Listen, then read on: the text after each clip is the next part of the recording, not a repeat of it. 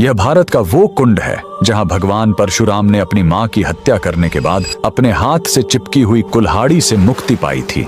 यह कहानी है महान ऋषि जमदग्नि और उनकी पत्नी पतिव्रता रेणुका की। कहते हैं रेणुका हर दिन नदी से कच्चे घड़े में पानी लाती थी और उनके सतीत्व के बल से वह घड़ा टूटता नहीं था। उनके 5 पुत्र थे जिनमें सबसे छोटे थे विष्णु अवतार परशुराम। एक दिन रेणुका ने नदी में कुछ गंधर्वों स्वर्ग के संगीतकार को जल क्रीड़ा करते देखा। उन्हें देखकर एक पल के लिए उनका मन मोह में पड़ गया और उसी क्षण उनके सतीत्व का बल टूटा और कच्चा घड़ा टूट गया। जब वो आश्रम लौटी तो ऋषि जमदग्नि ने अपने योग बल से जान लिया कि उनका मन भटक गया था। वो इतने क्रोधित हुए कि उन्होंने अपने पुत्रों को आज्ञा दी, अपनी मां का वध कर दो। जब चारों बड़े भाइयों ने मना कर दिया तो क्रोधित पिता ने उन्हें तुरंत पत्थर बन जाने का श्राप दे दिया। इसके बाद परशुराम ने पिता की आज्ञा को अपना धर्म समझा। उन्होंने भारी मन से अपनी कुल्हाड़ी उठाई और अपनी ही मां का सिर धड़ से अलग कर दिया। उनकी आज्ञाकारिता से प्रसन्न होकर जमदग्नि ने वरदान मांगने को कहा। परशुराम ने तुरंत अपनी मां को फिर से जीवित करने और साथ ही पत्थर बन चुके अपने चारों भाइयों को भी मुक्त करने का वर मांग लिया। सब फिर से जीवित हो गए, मानो कुछ हुआ ही ना हो। लेकिन कहानी यहीं खत्म नहीं हुई।